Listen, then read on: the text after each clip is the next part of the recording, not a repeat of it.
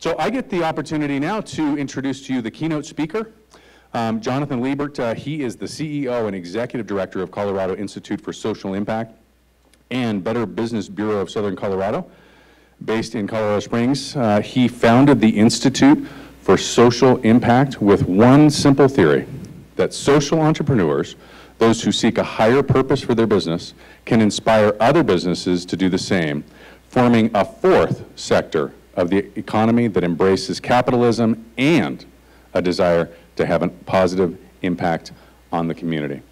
Jonathan is a recognized leader in Colorado by the Beanstalk Foundation and a 2016 Rising Star Award recipient by the Colorado Springs Business Journal. His past projects have been featured in major national publications and have even made it to the White House. Jonathan is also a Colorado Springs native, and for those of you that don't know, Colorado Springs is the fastest growing millennial population in the nation, beating out other places like Denver and Austin, Texas.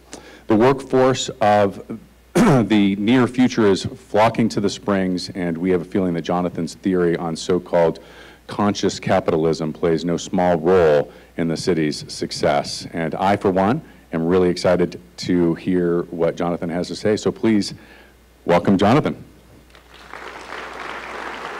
Well, hello everybody. Hopefully you are doing well and enjoyed some fantastic lunch. Thank you for giving me the opportunity to come and speak to you. I've had the opportunity to speak to you a couple times now, so I was here probably about a month ago or so, talking about very similar topics. So if you were there at that presentation, I'm going to cover some of that again, but also some new stuff as well. And really want to make sure that there is a lot of good things that are going on right here that you have, but also making sure that as we talk about this whole concept of social innovation and social impact, I think that it will resonate with many of you because you guys already are doing some of this work that's here. I'd also like to just kind of point out as well, I brought some of my colleagues in impact with me here today. So Stacy, if you wouldn't mind standing up, Gina is over there, and Nicola right there. Any of us can answer questions afterwards, and you'll see all of us around. So there's a lot of work to be done in this sector, and we're just excited to be a part of what's happening here with the dialogue with your community. So thanks again for having me and having us here. But let's go ahead and dive right in and talk about some of this exciting stuff that's happening. So I think this is why I'm here today, and that is because there is a need for a new vision and a new way of creating opportunity, to create impact, to create value. And everything is changing, as it says here. The economic rules are changing. Robin was right in the sense that a lot of these concepts that I'm going to talk about today, they're not new concepts. They've been around for a very long time. But the names, the application, and the strategy of how these all kind of come together are new in the sense. And so I think there will be some things in here absolutely that you'll recognize, that you'll see kind of taking place in your community here, but you'll also know that some of the stuff could be kind of changed a little bit, and a little different approach to an innovative piece of how you guys in your community can do even more of this work and create more economic value, create more social impact, and provide more good for your community. That's what this is about. So what we're seeing right now is that consumers are more informed and they're more conscious about the decisions they make, about where they purchase their products from, how they purchase those products, and what they're doing with that. They are researching companies, and they want to see what companies are doing. One, are customers, are companies doing what they say they're doing, and are those companies being transparent? All of us want to make sure that we're being transparent, we're providing good customer service. But consumers are researching because we've got these fabulous things, maybe or maybe not, it depends, we can take a poll, right, of smartphones. Those are really good, really bad in some instances, right? But either way, they're here, and they allow us to create information and research information about companies, and people are taking advantage of that. We are also seeing that nonprofits are changing. Foundations are changing the way they do giving. The way millennials give is changing. So we're seeing impact in the for-profit sector, we're seeing changes in the nonprofit sector, and there's this whole other thing, I was talking to some folks earlier about this whole notion of impact investing. So even from a finance perspective, things are changing. So all of this is changing. And the purpose of the conversation today is to really kind of say, a lot of this stuff is up for grabs. In the earlier session today, we talked about disruptive innovation and social innovation. And again, at the end of the day, hopefully what you'll take away from this is just that there is absolutely a lot of opportunity out there, but at the same time, if folks don't take advantage of that or pay attention to some of that innovation that's happening out there, then your market could be disrupted, because this is happening all around us, all over the place, and things are changing. And so this is what we're talking about today in terms of how this works and what this can look like. So just a little bit about the Institute to give you some context. This is an organization that was started in August of last year. We've really only been marketing since around January or so. But the need that we saw and we addressed, we didn't start this just because we wanted to do two jobs, because that's kind of what we have right now. We did it because of the community ask, and not just from the Colorado Springs community, from the Colorado community and other places as well. More and more people are asking the question about, well, what is this thing called a social enterprise? What is conscious capitalism? What's a public benefit corporation? How does this stuff work? Is it the same thing? If I start this business, I can be a business and be a nonprofit? That makes no sense. How does a for-profit, create more value to the folks that it employs and also to the community? How do you do this? What does this look like? How do you measure this? All those things. So this is why we created this. We want to measure that impact that this has from an economic standpoint. We want to measure the impact that a company has. We can measure this now. We can measure something called social return on investment. We all know what an ROI is. There's now something called an SROI. And in the economy of the future, I'll talk more about this, companies are going to have to do both. You're going to have to be able to make money, and you're also going to be able to have to provide some kind of higher purpose back to a community. And in this community, as I've learned, many of you are already doing this. The important piece will be do more of it and call it what it is. And so this is what you'll hear about today. We also want to create more awareness about this, talk about this whole notion of the fourth sector. I'll talk more about that too. What is this? Why is this important? We want to create more education, more awareness, more opportunity. We are truly seeing the rise of a new sector of the economy, and there's a lot of opportunity there in that. But what we're seeing today too, in terms of the vision of this organization, is that we believe that if we broaden the definition of success in business, because right now the success is defined by how much money do you make?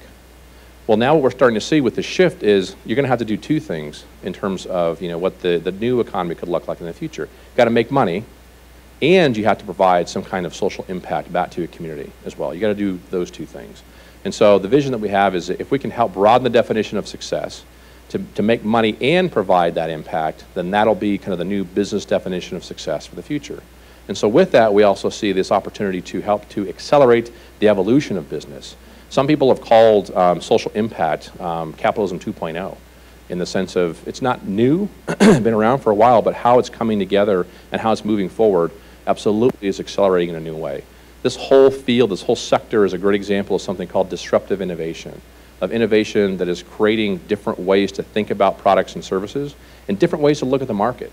And we're seeing a lot of creativity and a lot of innovation in terms of how this works. So I want to talk a little bit about some trends that we're seeing as well. And I'm going to focus on some of these new generations. So we heard this morning, we talked about the boomers and the Gen Xers and the millennials, and then the next generation that's kind of coming there. There's some new research that's coming out that's looking at those future generations in terms of what they're doing, which is on this slide. But I also want to point out that there's some very important data as well that talks about the Gen Xers and the boomers in terms of how they think about this. But here's some of the research of why we're paying attention to this and why it's important for you as business owners to pay attention to this. Because one, we're seeing a shift, we're seeing a change. One is you absolutely want to make sure that you're paying attention to this because your future customers are paying attention to this social impact, but also your future employees are paying attention to this. So folks want to go and work for a company that has these strategies in place, and people also want to buy products or services that do this or believe in this. And so this is why this is important to have a conversation with both the business community, nonprofit community, city government, et cetera. It's about creating economic development. This is what this is about. So here's what the research says. From a millennial perspective, 9 out of 10 millennials will switch from a favorite brand that it's tried and true, they've used it before, they'll switch to a new one they've never tried before if it has some type of cause attached to it. Now that's the millennials, they're the tip of the spear. The rest of us, the average American, it's 8 out of 10. So whether you're a boomer or you are a Gen Xer, you're going to do the same type of thing. Millennials are the ones that are looking for the stuff. They're the ones that are researching it.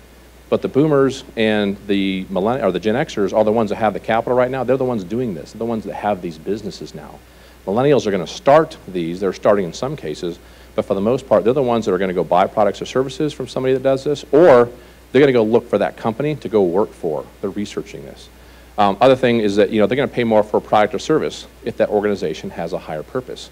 So for millennials, it's about anywhere from 67% to 70% say they'll pay more for a product if it provides some type of higher purpose that creates more impact to a cause they believe in, or hopefully provides more specific impact to the community that they live in. So they're actively giving money to a business that reinvests that back in the community that provides value. For the average American, it's about 50 to 60% say they would take a pay cut to go work for a company that's doing this. And this last piece is saying, you know, with that product or service, or I'm sorry, with the pay cut to work for a responsible company, they're saying they'll make less. They're okay with that. So they would rather do that. And, you know, when you think about what's kind of going on in different parts of the U.S., people want to come, they're interested in looking for, you know, a great place to work, but also a great place to play and recreate. And, you know, if that lifestyle balance is there, and if that company has this higher purpose, they'll take a pay cut to do that. So they'll pay more for a product, they'll take a pay cut to go do this, they'll switch brands. This is creating some disruption in the marketplace. And businesses are paying attention to this. I've got some examples of some large businesses that are doing this really, really well. And what's interesting about this is that some of these companies that you will know are doing this really, really well and breaking some of the traditional rules of how business works, and they're making more money, and they're providing even more impact back to their community. So there's some interesting research I'll share with you that talks about this. I also wanted to share this statistic. This just came out at the end of last year. This comes from Forbes. And what they said is this, is that this year it's estimated that millennials in the U.S. alone will be spending about $200 billion. And as of this year, they'll have the most spending power of any generation. Now, when you think about who has the wealth in this country, it's the boomers. The boomers have the disposable income. So about 70% of disposable income is with folks that are 55 and older. So they have the disposable income at their hands. But millennials are the ones that are out there buying things every single day. And those millennials are the ones that are researching from companies. So if they got to buy a jacket, if they've got to buy food, shoes, sunglasses, water, I mean, you name it, there's some kind of company out there that provides some kind of social impact back to a community. And they're researching those companies and buying them. At least 75% of millennials say that it's important for them to buy from a company that's giving back to a community and providing impact, solving social issues, as well as making a profit. So again, you've got to do both. So these are new statistics that are just kind of coming out, and there's going to be a lot more research that's coming as well. So this slide's interesting to me because for those of you who've been following, you know, Mark Lohr and what he's doing, so he's the CEO of Walmart for the e-commerce division. Hired him a couple of years ago. We live in the age of Amazon, right? Which is good news and bad news, depending on how you want to look at it. There's a lot of things going on from an online standpoint. It's affecting small business, it's affecting, you know, retail shops, etc. But at the same time, you know, these giant retailers like the Walmarts and the Amazons and others, they're all in this battle to determine, you know, who's going to win in this marketplace and who's going to provide more value to those customers. So when they hired Mark Lohr to come take a look at how Walmart can compete with Amazon and how they can kind of pay attention to this trend of getting things, you know, via, you know, packages and online, this is absolutely what his strategy is in terms of what he's going to focus on. So he's going to focus on millennials because, you know, right now, you know, they're going to buy products, they want to know where the product's made, the environmental position of that company, and the social impact that company's making. So in the age of Amazon, just to compete in the marketplace, you got to do kind of three things, right? You got to make sure you got a great product, good quality. You got to make sure you got a competitive price, and you got to make sure you got really good customer service too. And if you don't have those three things, you don't get to play the game. Well, now just to play the game in the age of Amazon and Walmart and have your products out there, you got to compete on that just to kind of, you know, be at the beginning phase of this. Now companies are stating, and they're differentiating themselves a little bit by saying, well, we do that and we do a little bit more. And so they're building these innovative models and structures to create more value, not only for their employees, but also for the communities that they're in. So again, this is fascinating. Now, again, not to say that millennials are the only ones interested in this. It's just looking at that trend of that data. This is what we need to pay attention to as business owners, of knowing that this is the next big group of customers that are going to come through. Boomers are absolutely buying this stuff too. Gen Xers are absolutely buying this stuff too. But when you look at the trend, and you look at those numbers that we saw this morning from an economic development perspective of where that next big wave of people are coming through, it's this group. So, you know, we've got some time, but at the same time, businesses are kind of really rethinking the way they do some of this, how they're marketing this, and how they're telling the story about how this all works. So I want to share this last piece, and then we'll dig into the next portion of the presentation, because I think this is very, very, very important. So I'm sure some of you have heard of a company called BlackRock Investments, the largest investment firm in the United States. They're about a $6.8 trillion company.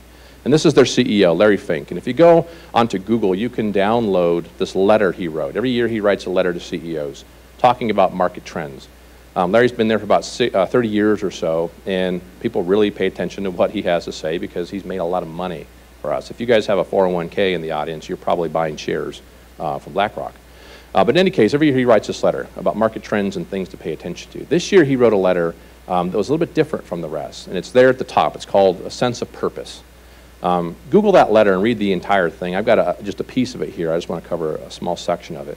But what Larry said that was very, very different in the sense of, the whole purpose from a capitalistic perspective, obviously, is to make money. But Larry's stating that given the way the economy's working, given the way people are saving for retirement or not, given the way the middle class is faring and doing well or not doing well, that businesses are going to have to pay attention to how they can give back to those communities and provide leadership in the sense of social purpose and social impact. So this is what he says.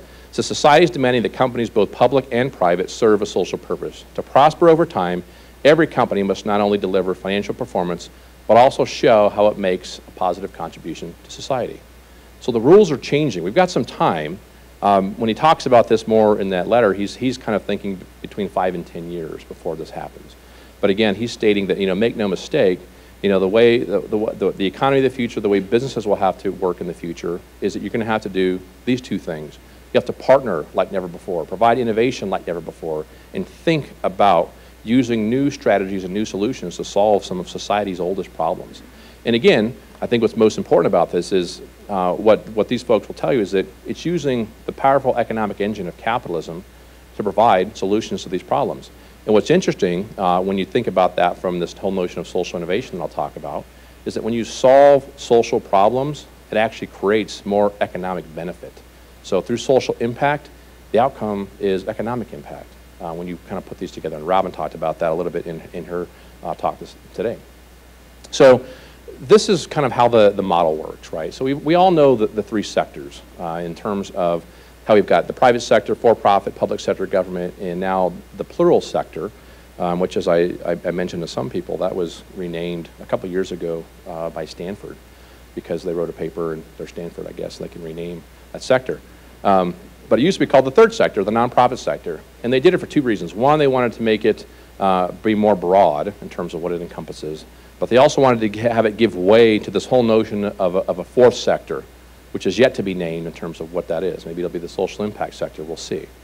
And just out of curiosity, I just wanted to see with a quick show of hands, kind of where people identify in these buckets, right? So if you are in the private sector, for-profit, just raise your hand really quickly.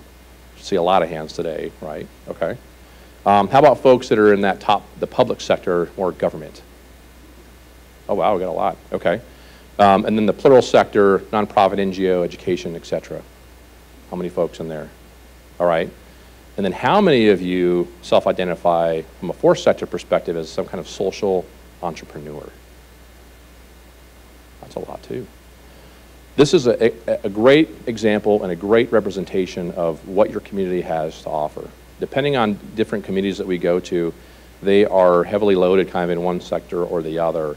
And to do social innovation and create some of these disruptive innovation strategies for communities, you've got to have all of those sectors working together to have conversations and dialogue about how to be an innovative community, how to be disruptive innovation, how to create this impact that you're going to want to do.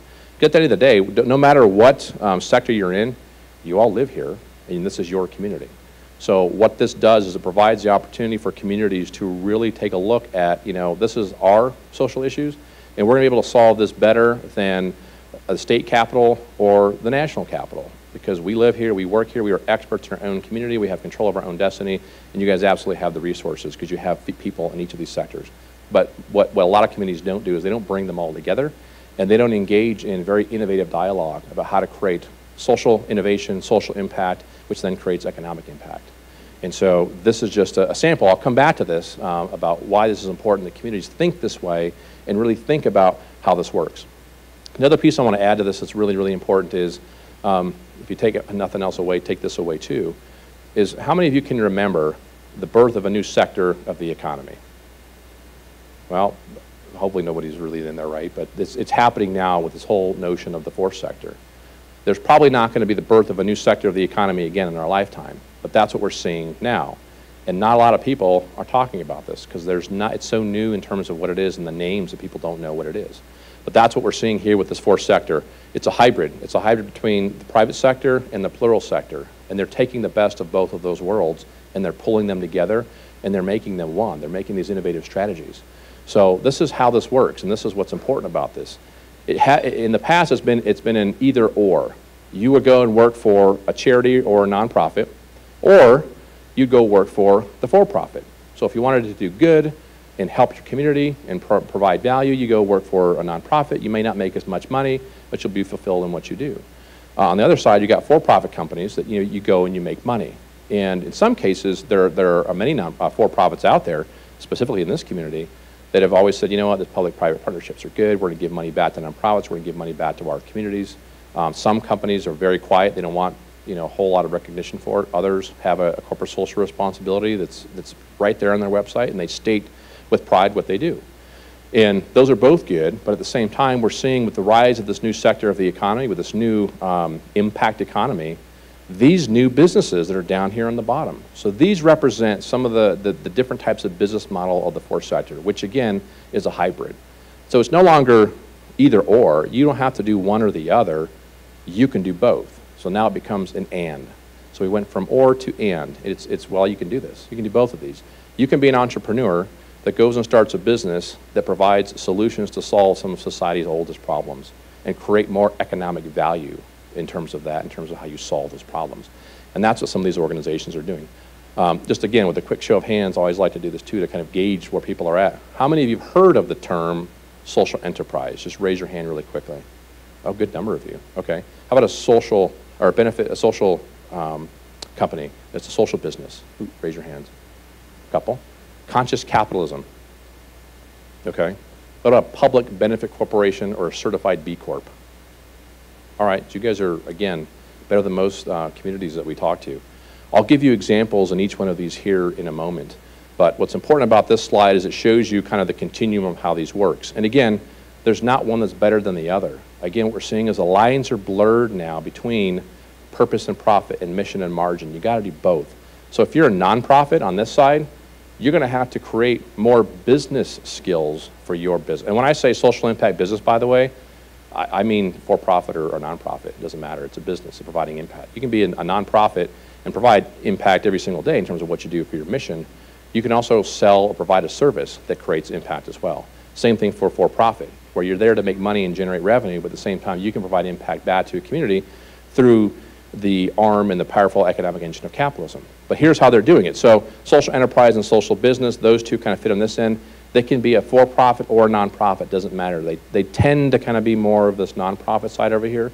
So it's easier for a nonprofit to say, you know what, we're going to convert our model to a social enterprise, or we're going to create another business model around this.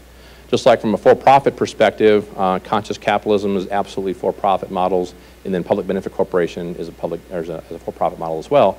They're doing the same thing where they're saying, we can create a new business model that's there to generate revenue, or we can create a product line that focuses on generating revenue, and then when we have that money, we'll reinvest that back into the community, back into our employees, etc.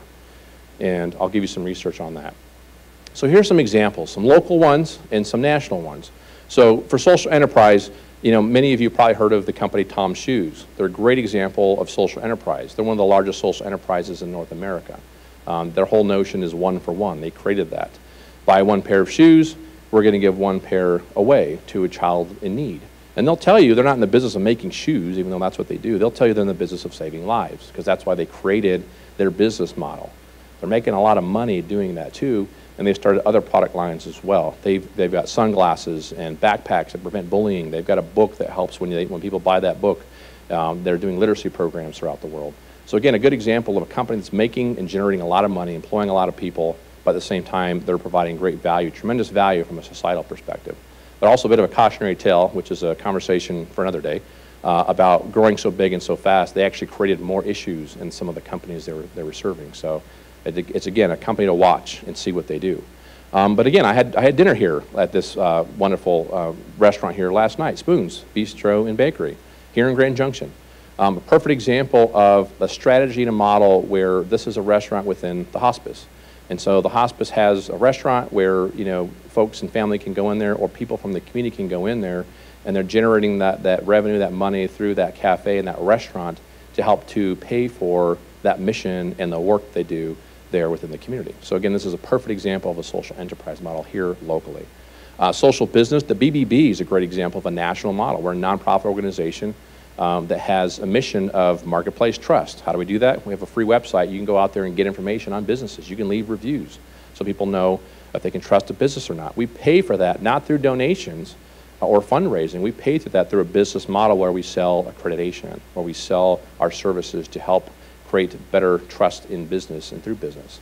And so they're a great example of a social business. Mountain Equipment Recyclers, that's a company in Colorado Springs that sells on consignment old out-used gear, and they reinvest that into trails and open spaces, into military nonprofits and helping veterans, etc. The entire company exists to make money so that it can reinvest it back into the community. And the owners take a salary, but it was created to solve social issues and address needs in the Colorado Springs community. So a great example of a social business.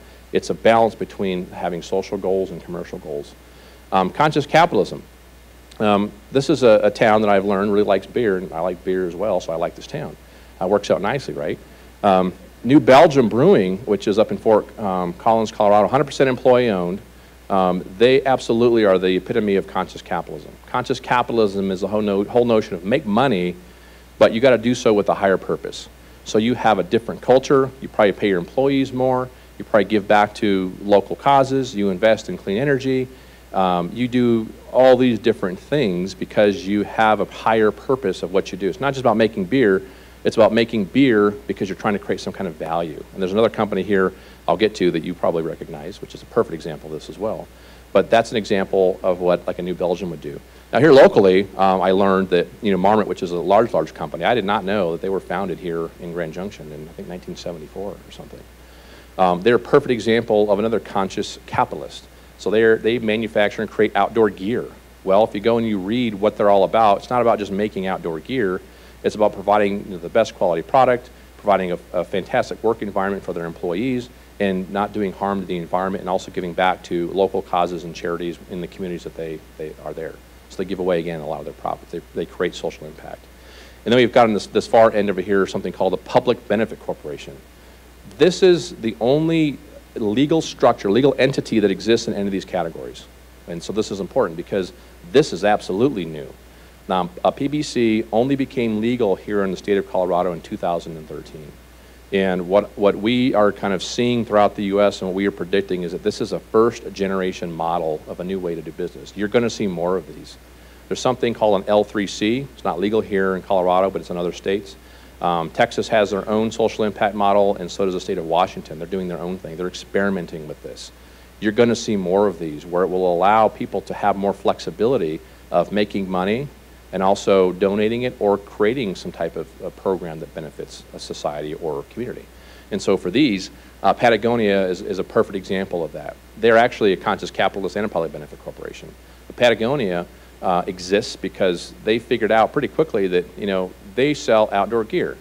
And what Yvon Chouinard, the founder, figured out is that the outdoor gear he was creating, this is back in the 70s, the outdoor gear he was creating was actually destroying the very environment he was selling to have people go enjoy. And it's the same thing here. You guys have phenomenal outdoor recreation here, and you got to keep that up, because if you keep up that outdoor recreation, you have more trails, open spaces, bike paths, parks, etc. That brings in tourism, that brings in business, and that's the ability for people to recreate. And so using that as an economic driver, you guys have just the natural scenic beauty of everything here. That's a way to really kind of incorporate that into economic development, which you've done. But you can even expound upon that. And this is what Patagonia discovered, is it made good business sense to really make sure that they were offering more value back to consumers and not destroying what they were selling. And then we've got this public benefit corporation here, Many Rivers Brewing, which is right here in Grand Junction, Colorado. Another perfect example of what this is all about. So this is really kind of how this works. This is how the models work for these. If you are a beer drinker and you've got a choice, you can go buy from a lot of different places, because we live in Colorado, there's lots of options, right? And many of these beers, you know, are fantastic. They do good work, but there's not another one I'm aware of that's a public benefit corporation. Because the idea is this: if you have a choice, you're gonna buy a beer anyways, right? If you're gonna go out, have some dinner, but you've got the choice to buy between just kind of a regular beer and a beer that's doing more from a conscious capitalist perspective, or a public benefit corporation, where every time you buy that beer, you're gonna spend your money anyway. You're not necessarily spending more, although, as I said, the research says people actually pay more for this. But you've got a choice of buying a beer that does nothing, or buying a beer that actually protects your local rivers that you know are absolutely a piece from an economic driver for your community. Which one are you gonna buy? You're probably gonna buy the beer that's gonna support your local community. If you're not, you should, because with the money that you're spending anyways, you have the choice to vote with your wallet for companies that are reinvesting that money back into your community or solving social issues. You can create any kind of company to solve any kind of issue. This is the point of this. And that's really kind of the value and the change and the shift that we're starting to see from the standpoint of what businesses are doing by having more of a mission, and what nonprofits are doing is, as some of them are becoming more like a business. So this is a very interesting kind of trend that we're seeing. This is just a quick example of some conscious capitalist companies. And these conscious capitalist companies are not all of them. They were in this book. There's about 50 of them, and I'm going to show you some research here. I'm just kind of teeing it up just to kind of give you an example of these.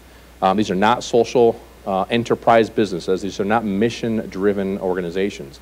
These are companies that exist to make money, but they have a higher purpose. And I'll give you the example of one of them. So Starbucks over there, that's a company that people love to hate. If I took a survey, I won't do this one. 50% of you probably say, I love Starbucks, I go there every day, those guys are fantastic. And then the other 50% of you would say, oh man, those guys they're corporate and I don't care for them or whatever. But the simple fact remains is this, is that, you know, in terms of what they're trying to do as far as giving contracts to you know, fair trade to farmers and other places, they're helping to alleviate poverty by, you know, the people they engage with. They give their part-time employees benefits, they send them to training. They've been in the news recently, right? They shut down recently. They reacted really quickly to that. We'll see kind of what happens. But they're also sending people to school. They send folks to ASU to get an MBA program online as well. So they're investing in their employees, are investing in different communities. They're always pivoting too. This is, again, it's a good case study to watch to see what they do. They're not perfect by any stretch of the imagination, but they do things different. They do business different. And it's made them a lot of money. And it's also paved the way for local coffee shops. 10 years ago, you go into a coffee shop and you paid $1 for a cup of coffee. Probably wasn't that great, but you did it anyways. Now you go into a local coffee shop and you got really good coffee and you're paying $3 to $5, thanks to Starbucks. They're the ones that paved the way for that entire industry to be able to do that. And it's beneficial in the sense that we get really good coffee, right? But we're also going to pay that price. And you got to pay for that if you want some of that good stuff. Some of these coffee shops, too, are doing more to invest in their local communities as well, doing at-risk youth prevention, barista training programs, or taking at-risk youth and plugging them into that, creating jobs, creating opportunities, et cetera. So again, there's lots of ways to do this. So these are just some examples of some of these folks. I want to share with you some data. So here's what the research says, which talks about, they're called firms of endearment before the conscious capitalist name came out. So this gentleman here, Raj Sisodia, who's on this book, and he's at the bottom of this book here, Raj Sisodia there. He partnered with John Mackey. John Mackey's the co-founder of Whole Foods. Whole Foods, by the way, conscious capitalist. We'll see what happens now that Amazon purchased them. Stay tuned for that, right? That'll be interesting. But they took a look at what happens when these different types of businesses make money. So it's hard to see on the top because we'll look at a couple different numbers here. We're going to look at the 3-year mark. So S&P 500 at the bottom, 57% rate of return. The Jim Collins Good to Great Companies, 222% rate of return.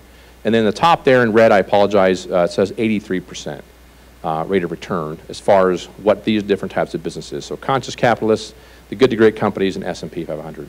So here's what happens as we move forward in time. At the 5-year mark, S&P 500 61% rate of return, which that's fantastic, right? We would all take that bet in terms of our investments. The Good to Great Companies dip a little bit, but they're still well above the S&P 500 at 158%.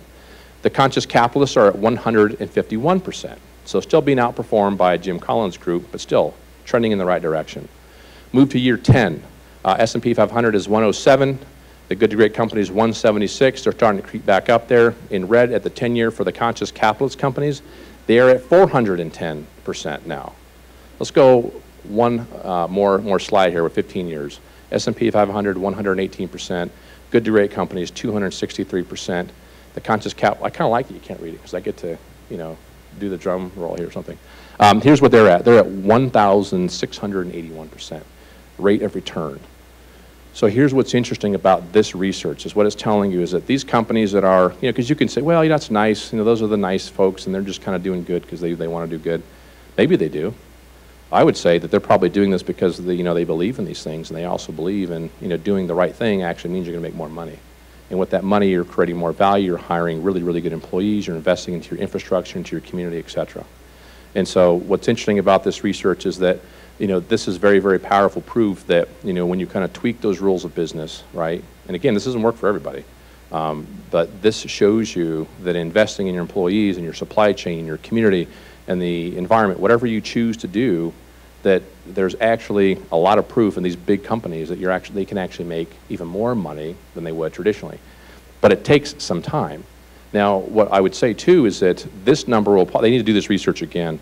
That 15-year mark in terms of the profit will probably come back to maybe 10 or even 7 years because a lot of these companies were investing in R&D, they were investing in new economic developments and new products. So take perfect examples, you know, Patagonia spent a lot of money to develop the supply chain for organic cotton because it wasn't a thing. They spent a lot of money to do that for them because they believed in it. Well, now you can get organic cotton in other places as well because that's something that's out there that's available for companies to buy and purchase that they can make. So that's an example of, probably took them about, I think it took them 7 or 8 years to kind of get that thing figured out. But they invested in it. So it took them more time to get to some of those things, but this is what we're seeing. Interestingly enough, there's a gentleman by the name of Eric Ries who wrote the book called The Lean Startup. Some of you may have read that book. He just got approval from the FTC to experiment with something that they're calling a long-term stock exchange. So we've got a regular one which focuses on profits now today, the 2-year mark, 1-year mark, right? And another one that would kind of focus on companies that are doing this. Companies that are saying, well, we're going to make more money, we'll make a lot more money, but it's going to take a little bit longer and we're going to do business a little bit different. So for folks who want to invest in that, there'll be a model potentially in the future. So again, this is kind of changing and disrupting everything. This is something else that's interesting as well. Colorado in general is a hot spot for this type of thinking, for these types of people. It's drawing all kinds of folks to this area, and that's throughout the state. And you can see it there, but on the top it's got, you know, honorees in the United States. So this is the best for the world, some of the companies, and it tells you by state. So at the very top, California wins, second is New York, third is Colorado. What's interesting about that, if you just think about the population density of the top 2 winners and where we're at, how many honorees we have, we've got significantly more businesses that are doing this type of work in the state of Colorado than California does. But they just had more because they've got more mass, they got more population. So we are right up there in the top in terms of people that are thinking this way. You're right in one of the hot spots of the nation right now of people that are doing this work and they're thinking different about how business works. These are just some other local examples in Colorado Springs, but the reason I wanted to bring this slide up really quickly is just point out one thing, which I think is fascinating. That organization way up there in the top right-hand side, we all recognize those folks, right? The YMCA is a perfect example of an organization that is a social enterprise business, and they don't even really know that they are. And so the point is, there are new things that are coming out of this way of thinking, and there's organizations that have been doing this for years. I guarantee you there are people in this crowd, some of you are conscious capitalists, you didn't even know it. Some of you have a social enterprise or a social business, you didn't even realize it, because the vernacular has not been there, and the strategy absolutely has not been there. That's part of what we're trying to do at the Institute is change that, because again, this is not for everybody, but for those of you who do kind of invest in this model and this structure, you got to invest in your company, you got to invest in your community. But the rate of return that people are getting takes longer, but they're generating tremendous amounts of profits and a lot of social return on investment. Very, very powerful models. I want to play this video because we're going to switch gears just a little bit. I want to talk about some social innovation before. And this video, I'm sure some of you have seen this. This is a classic. So we want to think different, right?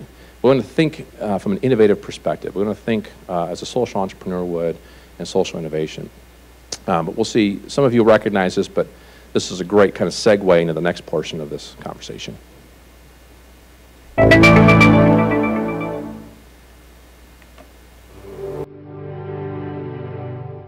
Here's to the crazy ones, the misfits, the rebels, the troublemakers. The round pegs in the square holes. The ones who see things differently. They're not fond of rules, and they have no respect for the status quo. You can quote them, disagree with them, glorify or vilify them. About the only thing you can't do is ignore them. Because they change things. They push the human race forward. And while some may see them as the crazy ones, we see genius. Because the people who are crazy enough to think they can change the world are the ones who do.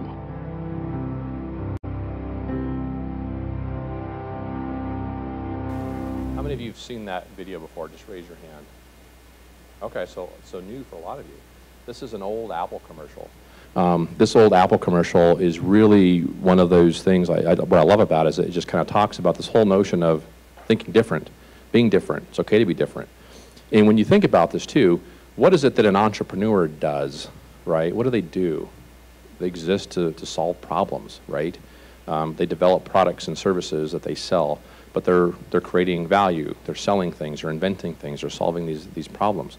A social entrepreneur solves a social problem, and it uses the economic engine of capitalism to pay for that, to do good. And again, as you solve social problems, as we'll talk about here, that's actually really, really good for the economy, which is really exciting. So social innovation, new strategies and concepts and ideas that meet social and economic needs. This social innovation includes this process of really open source methods and technologies.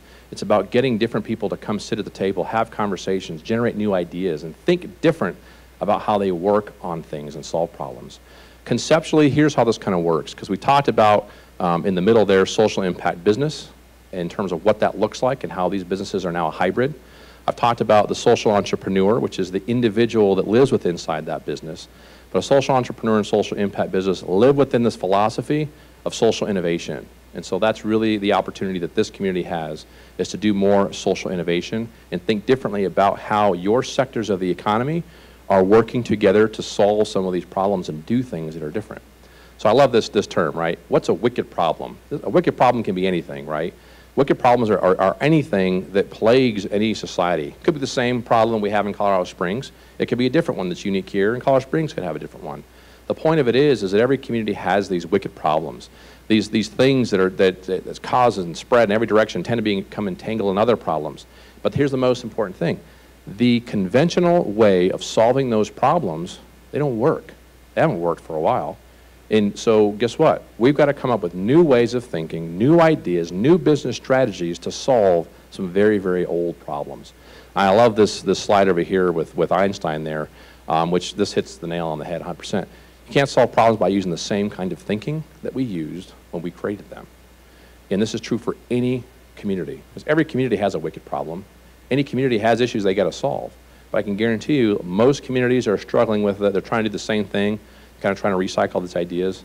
It's not working, or doesn't work as well as it used to at some point. So the whole idea behind social innovation is how you think different, how you are innovative, and how you truly need to get all sectors of your economy together to sit at the table to have a conversation about how you're going to solve these social problems and create more economic impact. Because these things go hand in hand, right? So here's how you do this. How do you solve these problems? Some strategies to think about for your community. Number one, you got to bring together successful CEOs, social entrepreneurs, subject matter experts, nonprofit leaders, city officials. You got to bring everybody together at the table, and you first have to identify, well, what are the wicked problems that we're trying to solve? Is it hunger? Is it poverty? Is it river restoration? I mean, what is it? I mean, every community has wicked problems. What are the top ones for you that you want to solve?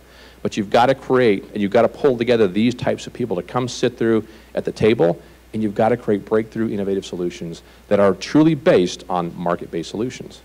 You can get tourists to come to your community and have them pay to solve your social issues if you do some of these strategies. And I guarantee you some of you are already doing some of this stuff, where you're using your economic engine from a business perspective to then reinvest that back into your community to do this. Again, old concepts, but there are new strategies that kind of get you there.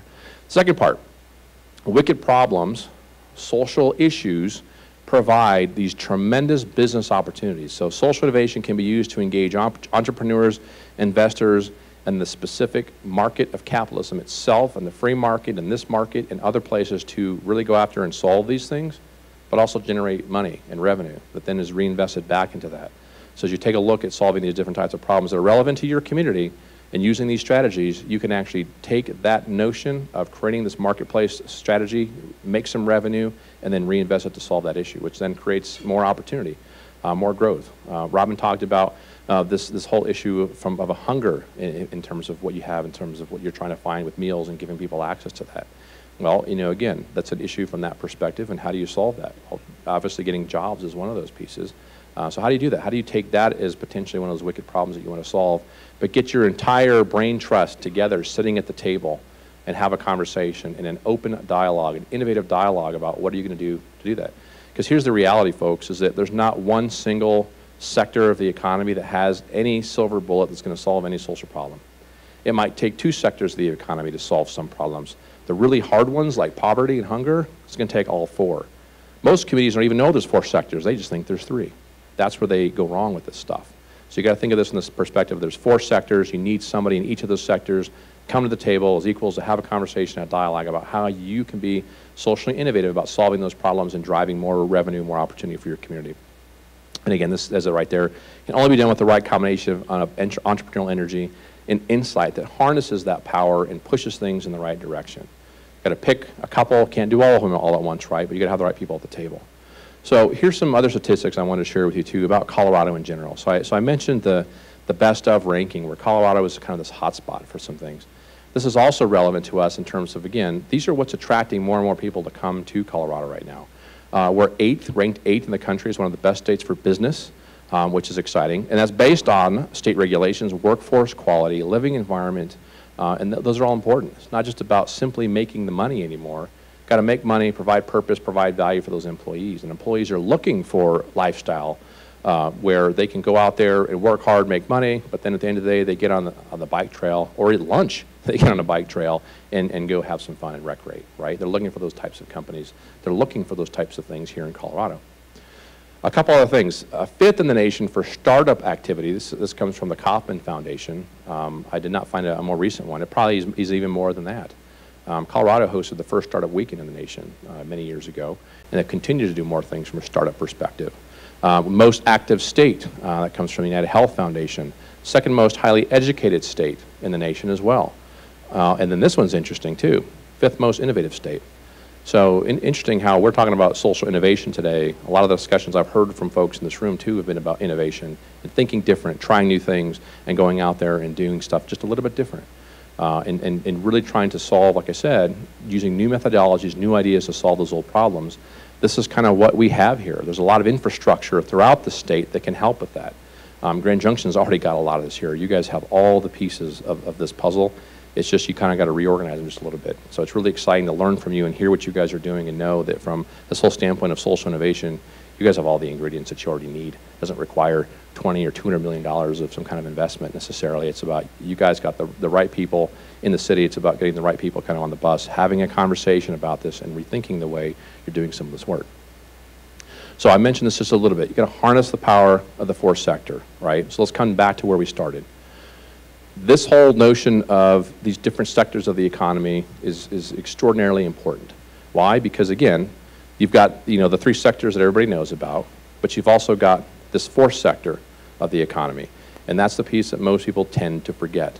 So as this community, if they're interested in doing these types of conversations and having this discussion, that's where you, again, whether it's a council or it's a summit, you convene people, you do whatever, but you have a dialogue about what is it going to take to do and support more of these types of businesses or more of this ecosystem that's going to help to fund this or create more value for businesses and social impact businesses as they do this. So as you harness the power of that fourth sector, it's important for two reasons. One, that's the missing piece for other communities that are trying to do social innovation. You got to have that fourth element in there. You got to have that piece in there so that you're representing everybody. But at the same time, it's a sector unto itself. From an economic development standpoint, you want to invest in that. You absolutely want to invest in your for-profit. You absolutely want to invest in those entrepreneurial pieces. But you also want to invest in the social entrepreneur pieces as well, because we're seeing just that rise of this new sector of the economy. We're seeing the rise of what people, businesses, and folks want to spend, and also really who they want to go work for. So in Colorado Springs, we're having this conversation with a lot of businesses because they'll say, we were able to attract, the next generation of workforce, and now we're having problems keeping them. They're going to work for some other company that has a different culture or a different climate. How do we kind of get this? How do we do that? What is this? What do we need to work on to do this? And so there's strategies around that. There's information that now exists, and there's research that's available. There wasn't a lot of this stuff just a couple of years ago, but the trends are kind of really going in the direction of we got to pay attention to this. Again, not for everybody. It can be extraordinarily difficult for some companies, but at the same time, this is something that we all have to pay attention to see how we fit into this new ecosystem and fit into this new economy that's developing really kind of right under our noses, and it's developing all over the nation right now. Interestingly enough, we also talk about how the U.S. is a little bit behind in this. So if you want to kind of look into the crystal ball and see, well, what's the future for social impact businesses, go look and see what the U.K. is doing, or Australia, or Scotland, or Canada. There's a lot of other countries out there that are a little bit further down the road than we are. And so they've done some really good research, and there's some really good data that exists out there where it shows that they've absolutely adopted these systems, and they're doing a lot of good from a business perspective, but also a lot of good in the sense of what they're doing for their local economies and for their local communities. So I want to end with this, and this is the exact same words that were on that video. It's a little bit different because it's like, well, the video was a little bit longer than this. But this is really something to think about. And again, I want to kind of make the point of this is about thinking different. This is about taking what you already have, the resources, the partnerships, the relationships that you have, and really kind of harnessing them in a new and different way, and using what you have already available to you. But again, you got to get that entire brain trust together to think different, to be innovative, and to be bold in a sense of looking at the way business is changing, look at the way nonprofits are changing, and being innovative in the sense of how you create more specific design around being innovative in your community, being socially innovative, and using the entire economic factors that you guys have at your disposal to do this. And so I think this just kind of sums it up nicely of really how people think about this and really the opportunity that you guys have. So again, I want to say thank you very much for having me come back and present to you. I know I threw a lot of information at you, but again, this is all really exciting stuff, a lot of new stuff.